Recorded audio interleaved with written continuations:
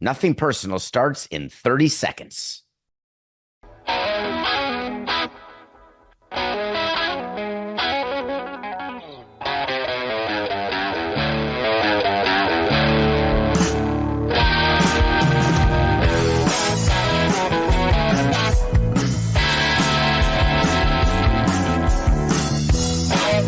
It's just business. This is Nothing Personal.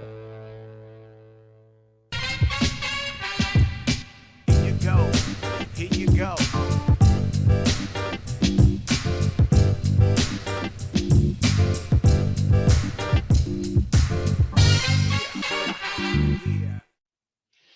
Rotation.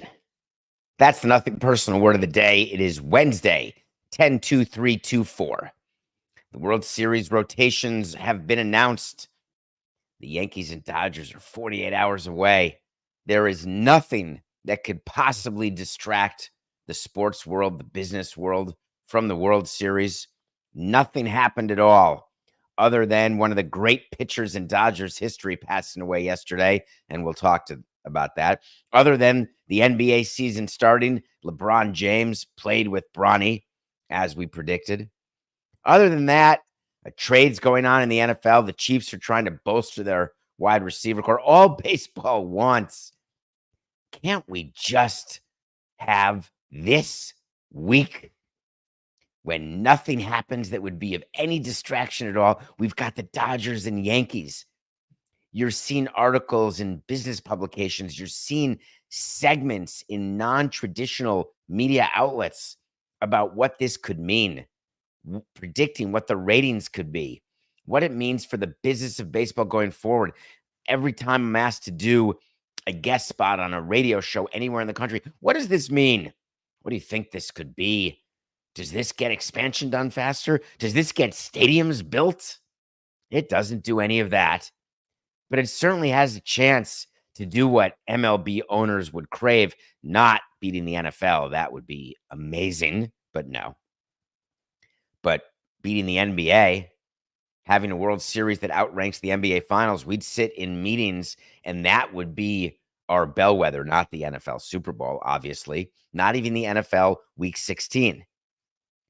We mentioned that the Monday night World Series game, when it goes against Giants Steelers Monday Night Football, it's going to be interesting. But the overall ratings that they focus on, ratings, will be as it relates to the NBA Finals. So part of the lead up to the World Series, when there is this number of days between the LCS and the World Series, when the LCS ended on Sunday and the World Series starts Friday, is baseball has a schedule of announcements they do. And they want that schedule, and that schedule is World Series related. And it's organized with the teams. None of it is an accident. So when the Dodgers announced that Jack Flaherty is starting game one, that was not the same day that it was announced that Gerrit Cole was starting game one. They're spreading out. Start spreading the news. They're spreading the news. There will be different things that will be announced, different media availabilities that will happen as we approach Friday. So when the Dodgers come out and try to make a big deal of Flaherty starting game one, I just smiled knowing that, of course, he was going to start game one with Yamamoto game two and Buehler game three and a bullpen game four. Does this sound familiar to you? And then back to Flaherty for 5, Yamamoto for 6, and Buehler for 7. Not sure if that sounds familiar to anyone, but it does to me. Now, of course, things can change during the course of a series, which is why we would always tell the media and baseball, hey, we're willing to tell you who we think we're going to start in the World Series, but subject to change. Our World Series, we had a change. We moved Josh Beckett up from game 7 to game 6 when we had a chance to win it in New York at Yankee Stadium. So we pitched him on short rest. Pitching a player on short rest, it depends how they perform. It depends how young they are. It depends how they're going that postseason. There is nobody in the Dodgers rotation who is worthy of short rest mention. Jack Flaherty couldn't get through the Mets. He had to wear it his last start. had a great start earlier in the postseason against the Pods. Yamamoto's been up and down.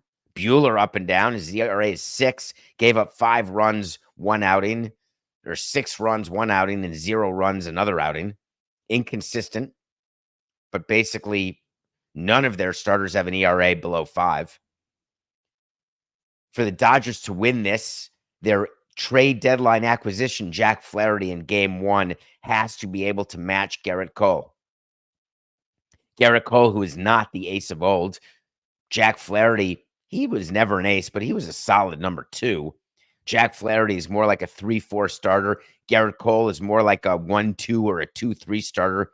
Depends on the day. Can still once in a while be close to a 1, but not an ace. People are thinking the Yankees could have maybe started with Rodon. That would have been because he can get his emotions in check, and he's stuffed maybe better than Cole as we sit today, but his inconsistency makes it not someone you can truly count on. You just don't know which Rodon you're going to get. I don't mean game to game. I actually mean inning to inning. So the front office sits with the manager. They do the rotation. They call MLB. They let them know what the rotation is. They schedule the press conferences. There's sound bites that will be available from Cole and Flaherty. Boone, Roberts, all of them will continue to talk to the media. Andrew Friedman, Brian Cashman will have to talk to the media. All of it done as a way to keep the World Series in the news for just another 48 hours. Because Friday, it's game time. The World Series is operated by Major League Baseball. Major League Baseball uses the employees of the home team to assist it in its operation. So for game day operations, all the stuff that goes on between innings, everything that's put on the Jumbotron, every game that's played with the crowd, baseball has a department that is put in charge of that for its postseason. But to execute it, you've got the employees who execute game day or execute the scoreboard for the Dodgers. They'll be doing that for game 1, but MLB is in charge. First pitches, MLB is in charge. It's not the Dodgers who decide who's going to throw the first pitch. It's MLB. Now, they'll consult with you. They'll see what you think of it, but MLB chooses. Anthem, MLB chooses, not the team. You get where I'm going. So as they're planning their run of show, and that's what it is before any baseball game, everybody in the clubhouse, from the GM, president, manager, players, clubhouse guy, we get a run of show a couple of hours before the game starts with the timeline of when the introductions are, when the anthem is, when first pitch is, when batting practice is for both teams. You have it, and we post it, and it's done to the exact minute. When the flyover is before game 1, it's all there on a piece of paper. And so we would look at it, and then we would plan what our batting practice groups would be given our batting practice time, when or whether we would do infield drills given when we had access to the field. Prior to the World Series, the home team does get to choose what time it wants to work out. The visiting team has to work out either before or after the home team's workout. As a home team, we always wanted our workouts before the series on an off day to be around game time. So if it's an 8 o'clock game, we'd want to work out as late as possible. But MLB gets involved because there's media involvement in these workouts. When you are planning how you are going to do the pregame, sometimes things come up that require an immediate change. And what happened yesterday changes the entire plan that MLB and the Dodgers had for their pregame festivities. One of their greatest players, ironically, tragically, died yesterday. His name is Fernando Valenzuela. He was only 63 years old. He had left the team before the postseason. He'd been a Spanish language broadcaster for the last decade or so. And he left the team before the playoffs, asked for privacy. He obviously was sicker than any of us knew. And 3 weeks later, he was dead. If you don't know who Fernando Valenzuela is, I get it. But just picture this in 1981 as I was studying my bar mitzvah portion or reveling in the reality that I just finished it. Here comes Fernando Valenzuela as a rookie. He only gets the ball. He's only in the rotation because of an injury the Dodgers had that particular year. He proceeds to go 8-0 with 5 shutouts and a .5 ERA to start the 81 season. That's better than any rookie we ever had, and we had rookies of the year. Dontrell, Jose Fernandez, better than any of them. The start to his career was legendary. And Valenzuela didn't just have a good start to his career.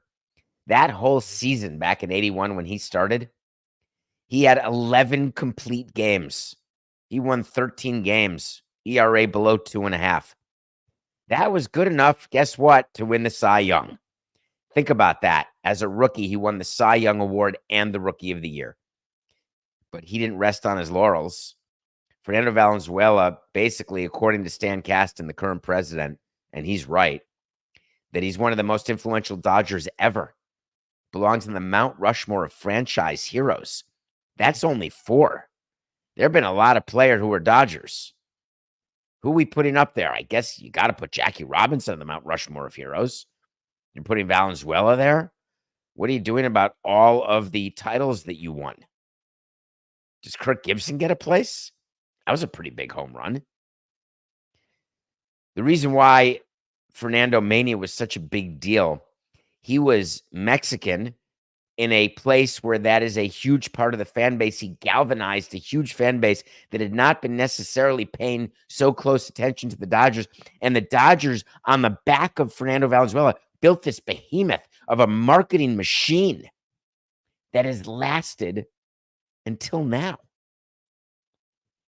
It really is an unbelievable bit that he did. And he ended up having a great career. He pitched over 260 innings for the next 5 seasons.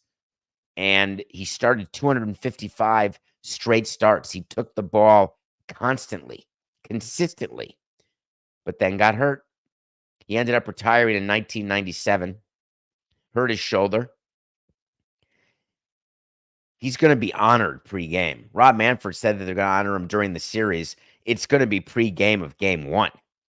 If MLB does not allow that, that will be shameful. There's no reason to wait for Game 2. This is not a random Dodger who passed away yesterday. This would be the equivalent of Joe DiMaggio passing away before the World Series that the Yankees would play in. And that is not hyperbole. That's how well known and how good Fernando Valenzuela was. It's a tragedy when anyone dies young. I'm sorry for his family. Hope he rests in peace. The timing is outstanding, though, because, and don't get me wrong, I wish he hadn't died, but if you're going to die, dying a few days before your team's in the World Series, there's going to be millions of people around the world who are going to get to learn about Fernando Valenzuela, who otherwise would never have heard of him. And they're going to learn about him, and his legacy and career will be looked at, learned about, and hopefully will live longer.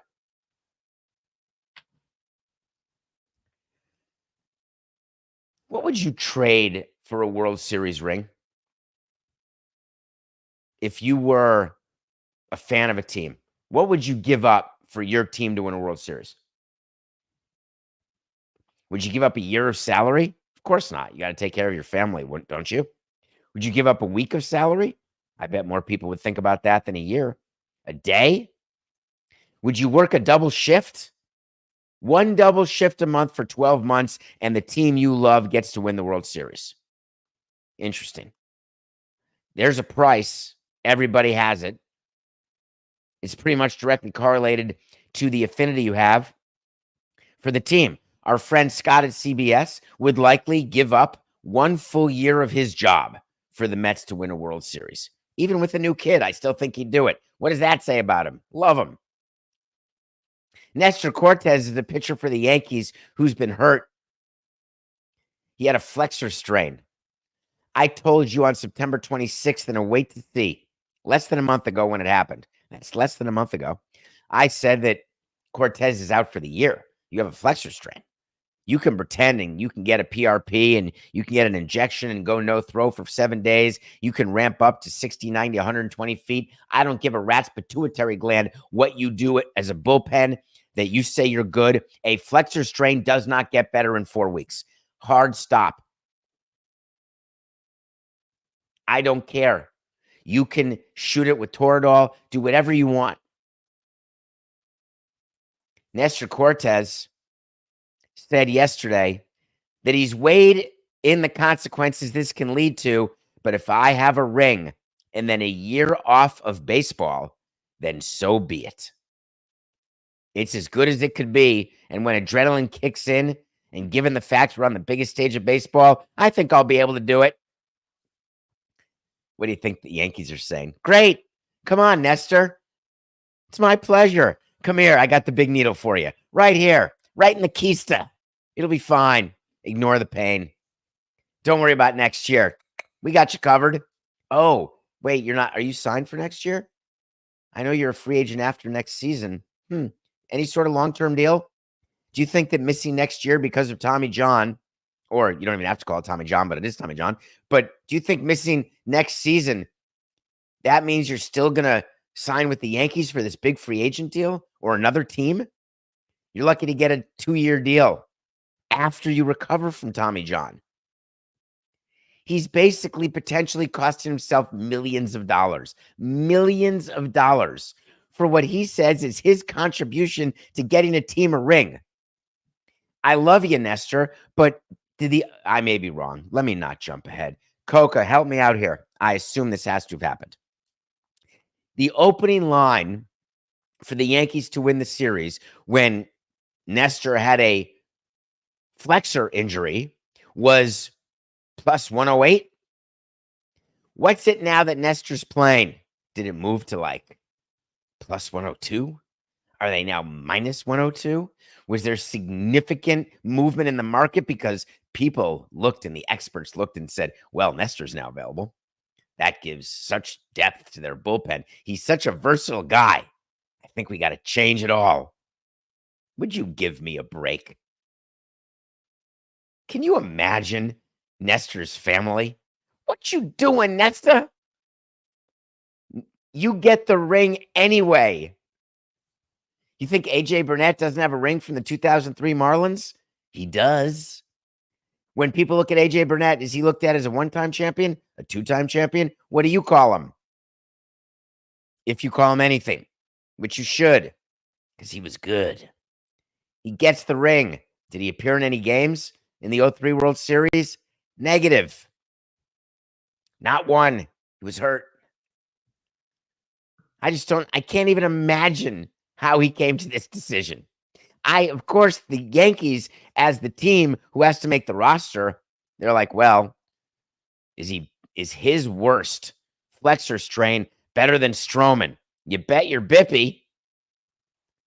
That's how they make the roster decisions. Is there someone we can take off the roster who we wouldn't pitch except in a 10-run game in the 9th inning with 2 outs and no one on? Then we'd bring him in to get an out. That's when we'd have him pitch. We wouldn't pitch this guy until position players are pitching. If that guy exists on the Yankees, which he does, that's how Nestor gets a roster spot. Rosters are not announced, but they will be. They will be. And you'll see. Yes, you will. Nestor. What am I going to do with you? What do you do with a piece of art that you have that's worth $4 million? If you have that. If you don't have it, what would you do with it? This goes back to the story that I tell about people who have World Series rings and they keep them in their vault. Never get to see it. I don't know what the use of that is. Never get to live with it, enjoy it. Yeah, but I get to pass it on to my children when I croak. Yeah, and what do you think they're going to do with it? They're going to sell it. Or they're going to keep it in a vault too if they don't need to sell it.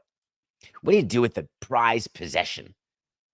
Shohei Ohtani hit a ball into the Clevelander. It was the Clevelander at Marlins Park to join the 50-50 club. It was his 50th home run. This was only a couple weeks ago. You remember the story of how a guy got it and then a kid sued him, then another guy sued him. Yet the ball was up for auction at Golden Auctions. Well, guess what? The ball has been sold. And what you're reading everywhere, it's the headline, $4.4 million. And you're thinking, I cannot believe a ball is worth $4.4 million. Well, there is no buyer of that ball other than one guy who thought it was worth $4.4 million. And the funny part is the people who caught the ball, and there's still a lawsuit, whether it's the guy, the kid, the other guy, they're not getting 4.4. Golden Auctions, Ken Golden, the founder and CEO of Golden Auctions, he gets something called a buyer's premium. Let me explain. When you buy something at auction, the person who put the item up for sale, they get the bid that you bid in the auction. If the bid is $1 million, $1 million goes to the seller. But the buyer, when he gets a bill, his bill says 1.2 million. And you're looking and saying 1.2, my bid was $1 million. Well, you didn't look at the fine print, Jakey boy. The fine print says that there is a anywhere from 1 to 30% VIG that you pay to the auction house. They're like the house. They're the gambling house. The VIG covers operation expenses, covers promotional expenses, covers security expenses, and there's a margin in there for their profit because it's a for-profit business. And the higher the value of the item, in this case, when the ball is sold for $3.6 million, 3.6 goes to whoever owns the ball, and then about 720 grand goes to Golden House. You add up 3.6 and 720, you get 4.32. Stay with me. You then get to do a PR announcement. The Ohtani Bowl sold for 4.32. You with me? It's pretty good, right? Why would the auction be taking place now? Brilliant. Ohtani is about to play in the World Series. Ohtani is getting so much attention. Coca had this nailed. Coca said, that's a $5 million ball. I said, $5 million. You're lucky if that's a $1 million ball. Coca was like, what about some Japanese titan who wants to keep it in his foyer for when friends come over? Hey, look, I have Ohtani's 50th home run ball. Can I take a photo? Don't touch it. It's in a case. Or you could have white gloves. Give it to all your party guests so they can look at the ball. It's pretty well known that the first buyer of many things in an instance like this, it's going to be for a private collection, likely not done as an investment, something for them to live with. And one day it'll find itself back on the market. And when it does, the market will not nearly be what it was. Because can you imagine if Ohtani hits a walk-off home run to win the World Series for the Dodgers? Would you view that as a more valuable ball or a less valuable ball? Well, other people have hit walk-off home runs in the World Series, so it's got to be less valuable. Nobody's in the 50-50 club, so it's got to be more valuable. You know this as fans of Nothing Personal. The value is only what someone will pay. There's no market for Ohtani's 50th home run ball. There's no market for a walk-off World Series ball. There's always more than one person who's saying, oh, that'd be cool to have. And I'm rich. So I'm going to have a fun little thing. I found it very interesting. I love when people do the right thing in the business sense of the word. Doing the auction now. Is there ever a more perfect moment to sell a non-World Series heroic moment Ohtani ball than right before Ohtani's in the World Series? I wonder if we'll ever know who bought it. We know that Todd McFarlane, remember him? He's the one who bought Mark McGwire's ball back in 25 years ago in 1999 when McGwire hit his 70th homer. I don't know if you remember that. That used to be the high for a ball was McGwire's $3 million. That's been crushed. Speaking of crushed, Knicks plus 190 on the money line for the Nothing Personal pick of the day was absolute crap. The Knicks were out of it by the end of the first quarter. Just give me 30 seconds on this. Don't hit fast forward. I'm begging you. For everything that you give me and I give you, can we have this 30 seconds together? Am I just old? and I don't think I am, but tell me. Get into me at David P. Sampson. Get into my chats or DMs, or just yell it into the abyss that I'm yelling into. Is it fun to watch a game where every time down they're chucking a 3? You're driving in and then out to the wing, it's a 3. Driving in 3, swinging around one-on-one. That's it. Get to the hoop. Either get fouled or out for a 3. Forget the garbage time between the Celtics and Knicks when the Celtics were trying to break the record of 30 made threes. They ended up only tying it with 29, not for lack of trying, for crying out loud. Go watch the video of the last 3 minutes of the Celtics-Knicks games, and if you're Adam Silver, you're looking at that and saying, wow, this is the game that we want? I'm one game into the season, and I'm wondering, is this really of interest? They missed 13 straight three-point shots at the end of the game trying to break the record, and they looked like idiots, and finally, they just dribbled out the ball at the end. When the game was not competitive, but there was still not garbage time, the starters were in, still Brown, Tatum, and this guy, Horford. Yeah, Horford. He played last night.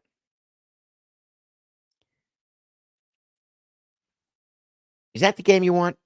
Do you watch that and say, I love the NBA? It flows so well. Maybe I'm old. Just tell me. Just tell me when I do something wrong. Clearly, all of you heard me yesterday. I love this audience. Hold me accountable. I understand you're a busy man and consume quite a bit of content daily. However, in the spirit of atonement, I hear you. Please consider a brief apology to the very much active Al Horford for your premature retirement. I did say he was retired yesterday, and then I saw him on the court. I was like, I think I made a mistake on nothing personal. And so I did, and now it's corrected. So the Celtics got to raise their banner, wear some championship rings, and kick the Knicks' butt. And Reggie Miller just said, don't panic. I like when Reggie Miller tells Knicks fans not to panic. That's all we do around you, Reggie, is we panic. So don't panic. It's one game. Cat is not going to be that soft. It's all going to work out. I don't know. They're my pick to lose in the Eastern Conference Finals, and they just, it was terrible.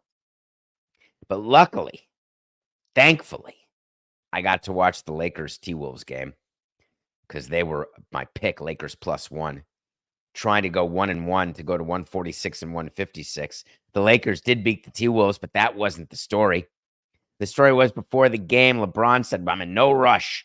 Whenever the coach wants to put in Bronny, that would be fine. It's going to be exciting, but hey, it's got to be right. It's got to be in the flow. I'm in no rush. What a bunch of horse hockey. It wasn't scripted at all that Bronny and LeBron would come in with a few minutes left in the second quarter. Come on. Own it. I dig it. I wanted Bronny to play opening day. I gave you a wait to see that he was going to play opening day back in June. June 28th, I said Bronny will play opening night, assuming LeBron's not injured. They can't take the chance. You think LeBron was going to take the chance of tearing his Achilles opening night and never getting to be on a court with his son? Don't be ridiculous. It literally was never a question. Of course, the next question is for JJ Redick, who did get his first win, as we predicted. Hey, LeBron, does he have to play again tomorrow? I think Jeannie Buss ought to tell LeBron that that's it. You had your fun with Bronny. It's time to actually use the roster spot for someone who deserves a roster spot. We gave him his guaranteed money. Let him play in the G League. Let him get minutes. And maybe he'll make it. Maybe he won't. LeBron will answer Redick and Buss with the following. We can't do that.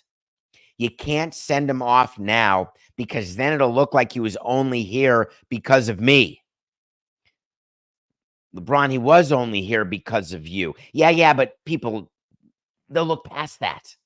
They're going to be so excited for the photo shoot opportunity with Ken Griffey Sr. and Jr. and the excitement of the story. No one will focus on the fact that he shouldn't be here. I'm not sure that's worked. Do you? I think LeBron is going to get his way. Bronny will see some more game action. And then the season will be underway enough, maybe 10 games in, where there will be a move made, some sort of injury that happens, something that has forced Bronny off the roster. He will not be on this roster all year long. It's not going to happen. LeBron doesn't need it. Bronny doesn't get it, won't get it. For those of you betting Bronny to win Rookie of the Year, I think you could have considered a different allocation of your resources. The regular season starts tonight for the majority of teams. We're going to take the Bucks 3.5 over the Sixers. The Sixers are playing without Embiid, without George. They've got Maxwell, which makes them happy. The Bucks are playing without Middleton. They've got Giannis and Lillard, which makes them happy. I am not. What did I call him? It's Maxey. God dang it. Thank you, Maxey, Coca. I always think of Vernon Maxwell. I don't know why I do that. Because he's imprinted in my nightmares from 1994. Is that why? It very likely could be.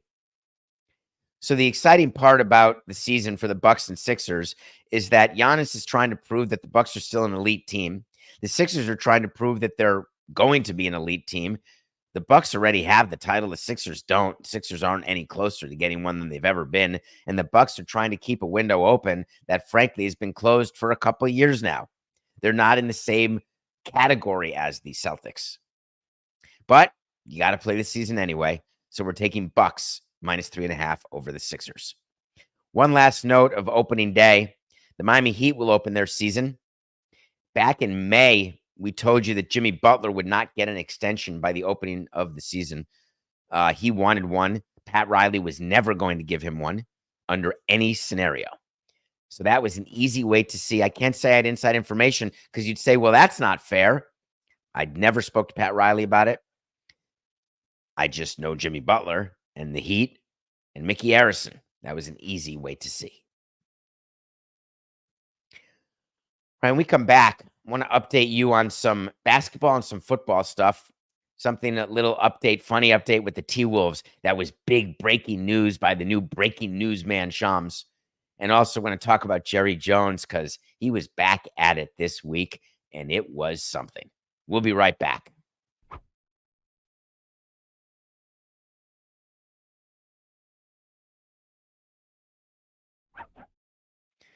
Welcome back to Nothing Personal. Thank you for being with us.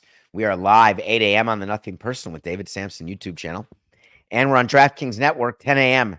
sharp Eastern, leading into Le Batard. I'll be live on Le Batard at 9:42 Eastern this morning. God knows what we'll talk about. No matter what shows I'm doing, I'm watching movies. There's a movie called Tuesday with Julia Louis-Dreyfus. You may know her as Elaine from Seinfeld. You may know her as Veep, the star of Veep. She's in a movie that, let me try to describe this movie to you in 1 minute or less. There is a bird that can get big or it can be small. It is the bird of death. It's like what's the guy who walks around with the staff, goes around and, oh my God, Coca. The Grim Reaper. Thank you, Coca. It's the Grim Reaper in the form of a bird. And when the bird puts its wing over you, you're done.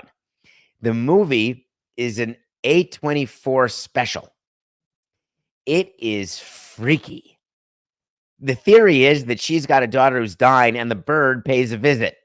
And the 15-year-old daughter says, I don't know that I want to die. And the bird says, well, this is what we do.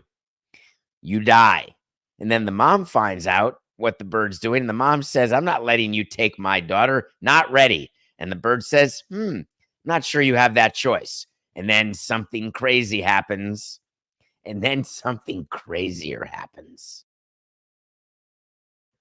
And then you're watching and you're saying, oh my God, that's Elaine from Seinfeld. I'm going to suggest that you watch it. Only in that it's available if you have the right streaming services. I believe it is free on Max. Of course, it's not free, but you can help amortize your monthly position by watching more and more content. It's worth your time only because it's so interestingly cast to have Elaine do this, Julie Louis-Dreyfus. And it's also so fascinating to think about the possibility that there's a bird that if he flies into your house, you're done. Or are you? Speaking of done, or are you? How about ARod? How are you doing? ARod got some cool information leaked out through Shams yesterday. Shams is the new breaker of news, goes on McAfee to let it be known the least interesting breaking of news ever. I wonder if Woj is like smiling at St. Bonaventure, saying, this is the crap you're breaking? ARod has $940 million in a JP Morgan bank account, just sitting there waiting to be wired to Glenn Taylor, the owner of the T-Wolves, in order to buy the T-Wolves. Just sitting there. I laughed. The way you buy a team and the way you show that you've got the money to buy a team as you're heading toward the end of a transaction is you get commitments. You get commitments from individuals who are going to buy 5 or 10% or 1% of the team. You get commitments from a bank who says, we're going to give you $500,000 in debt that you can use to buy the team. It's called acquisition debt. And you add up all the commitments, and then you say to the buyer, you say to the seller, excuse me, here's all of our money. We're ready to go. Then you start getting into the closing, and then all those people who committed money wire money into one account, and then that account gets turned over to the seller of the team. So in this case, ARod, because it's not his money, Mark Lowry, some of his money, they went out to Michael Bloomberg and others, and they got all this money to be used to buy the Timberwolves. Do you think that all those people got a call from ARod and said, hey, do me a favor. Can you wire $200 million into a checking account right now? Just keep it in there. If you just keep it in there, then we can leak to the media that we have all this money. And then maybe the arbitrator will think we're rich and that we're able to close. And then he'll rule in our favor and we'll get to buy the T-Wolves. And if we can't convince the arbitrator, maybe Adam Silver will watch Pat McAfee and he'll see that we have $940 million in a bank account. It's preposterous. Adam Silver has known for months that ARod has the money ready to go for the sale. The question is, did he have the money in a timely fashion? And today is not the timely fashion. There were deadlines for him to have the money ready according to the step transaction. Yes, that very type of transaction that Adam Silver does not ever want to allow. Yes, that same one that the Celtics want to do. The whole arbitration in Minnesota is about whether or not deadlines were met by ARod. None of the deadlines were Shams on the McAfee show today or yesterday. The arbitration is due to start November 4th. Arbitration of this kind, my guess is you're looking at a 4 to 5 day arbitration with the number of witnesses. That's it. Maybe 3. I don't think it'll take more than a month for the arbitrator to decide whether or not ARod has the right to buy the T-Wolves at the $1.5 billion valuation, or whether Glenn Taylor has the right to take them off the market and then resell them to somebody else at 1.6 or 1.8 or 2.2. There will be some sort of finish here. It's been going on for years. The NBA wants this finished. I was watching the T-Wolves last night, wondering if Dante DiVincenzo is distracted by ARod v. Glenn Taylor. And then I realized the players actually don't give a crap. They just lost because they weren't as good last night. So that was big breaking news on the T-Wolves sale.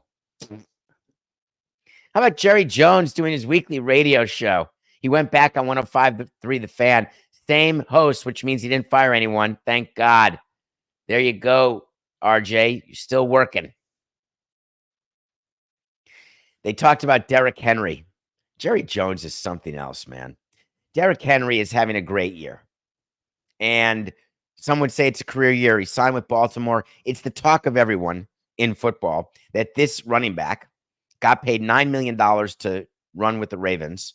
He joined the Ravens, and now he is lights out. And so What media people are asking in various markets around the country is, where were you? Why didn't you sign Derrick Henry? Which is ridiculous, of course, because every year in every sport, there are 20 guys who outperform their expectation. And does every team get drilled by their owner and by their fans? Dude, how did you miss this guy? And I'm like, how would you think that I should know that Derrick Henry was going to do this? Well, isn't that your job? You're the GM of the team, Jerry says to Jerry. Aren't you supposed to know? Jerry Jones said, I got to tell you, he wouldn't have had a career year here. Our offense in Dallas is just way different. And by the way, he didn't fit into the cap. It's so good. It's so good. Let me be clear. Dallas could be more upset because Derrick Henry's from there. That could be. Then they see how well he's doing with the Ravens and how the Dolphins, how the Cowboys stink. So Jerry Jones goes into the interview with this level of anxiety, with this knowledge that he's going to have to address Derrick Henry. So he workshops it with himself and comes up with, he literally said this. I don't know if he'd be having that career year in our situation. And that's really something you really do have to look at. Because if he had not had as many carries as our running backs have had, then he certainly probably wouldn't have attained the level of impact that he's having. Huh? What? Tell me what you're saying there, please, Jerry. What he's saying is that the reason we didn't sign Derrick Henry is that we weren't going to run an offense that would be good for a player like Derrick Henry, and he's better off being in a place where he can be better. And my answer to that is, well, why not change your offense? If you have an opportunity to get a player like Derrick Henry, wouldn't it make sense that you could change your offense? And maybe you wouldn't be last in the NFL in rushing unless that's part of your offense and why you signed Dak. So Jerry sort of realized that he was talking himself into a problem.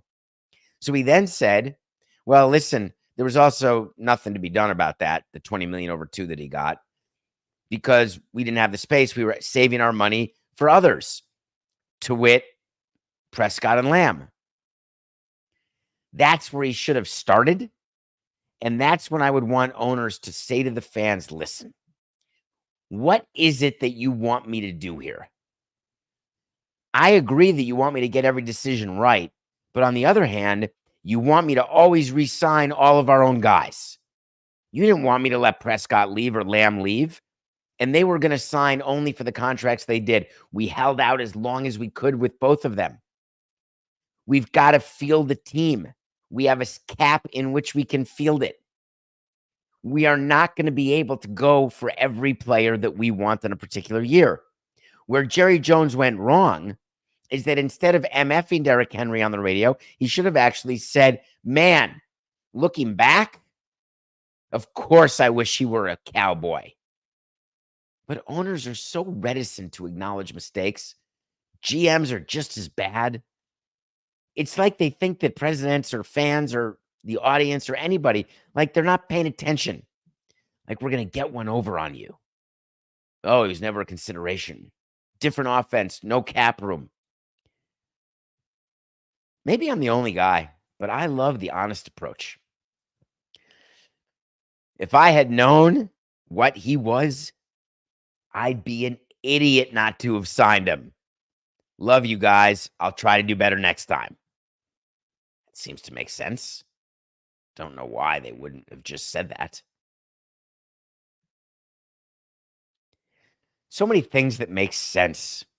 It's interesting for me because when I ran a team, I had an idea of what made sense, but I also knew that I wasn't going to talk about it much. And then I realized soon after my career ended and I started this media career and being with you every day and nothing personal, that, wow, I just totally underestimated the intelligence of the audience and the fans. I totally disregarded their interest, took it for granted. I mean, what a prize fool I was. There's so many things that are not major things that I would hold close to the vest because of some inflated sense of importance of the information that I had. It's like the worst type of gossiper to be. Oh, I know something you don't know, and you better talk to me to know it, because then I'll tell you if you go on a date with me or have coffee with me or call me on the phone, I'll make it worth your while. It disgusts me. All the people who gossip in order to get attention, and we're all guilty of it at one point or another. What would have been wrong with just saying from the beginning, listen, the turf in Sacramento is going to be an issue for the Oakland A's and the players. My guess is we're going to have to go with grass. We're going to figure out a way to do that. Instead, baseball fought with the union and tried to go down the rabbit hole of, hey, turf is fine. We got 2 teams playing there. The reason why baseball wanted turf is that it's much easier to maintain throughout the season. Maintaining grass for one team is difficult. Maintaining grass for 2 teams is downright costly, tremendously costly. And the Oakland A's were never going to pay that cost. MLB is footing the cost for the operation of that stadium, for the redo of that stadium. I guess that means Oakland's paying 1/30th of it. Oakland owns 1/30th of baseball. The union is proclaiming some sort of victory that it's going to be grass instead of turf. It forced the league to make a statement. Since the beginning of this process, we have worked collaboratively with the Players Association to incorporate feedback from major and minor league players regarding the facilities and amenities in Sacramento. Horse hockey. They have not. They don't. They don't care. I'm not MFing baseball, folks. I'm not impugning the great people who work there who I like and I've worked with for all these years. I'm just telling you how it is. What do you think? They called up Tony Clark and said, Tony, get your guys to Sacramento. We're going to do walkthroughs, and whatever you say you want in the clubhouse, that's what we're going to build. Get me some representatives to go to Sacramento. We'll walk the turf together. What do you think? The league said, based on feedback from players, as well as guidance from MLB's longtime field expert, MLB, the A's, and the ballpark have decided to maintain a natural grass field. It's so good. It caused Scott Boras to come out and make a comment about it. Certainly, more examination and review of the playing surface options was required. Thank you, Scott.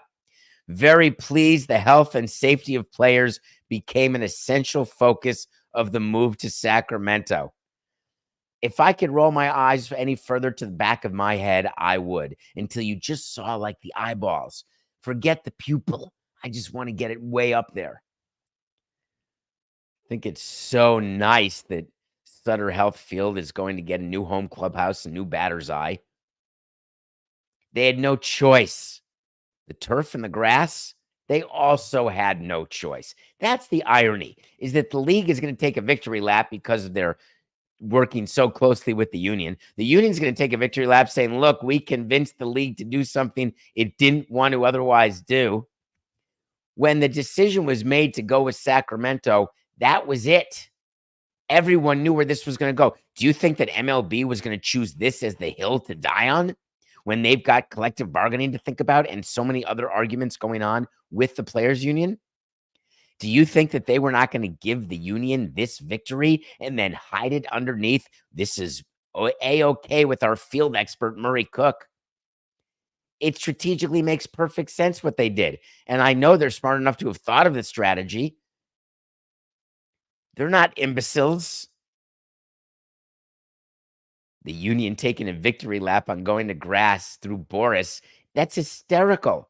It's a dream come true for the commissioner's office to watch Boras take that victory lap. Wait till see what's next.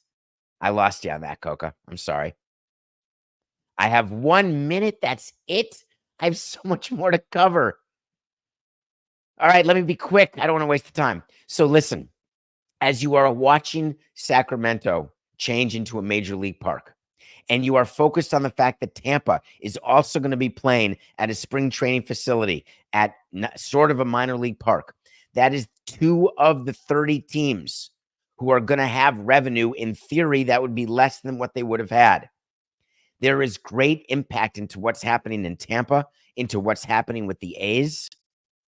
The reason why expansion will not be discussed is I thought these issues were done and they're still being worked on. There is so much left to do for both Tampa and Oakland. What a pain in the neck for baseball and the union and its players. Good luck this year. It's just business. See you tomorrow. This is nothing personal.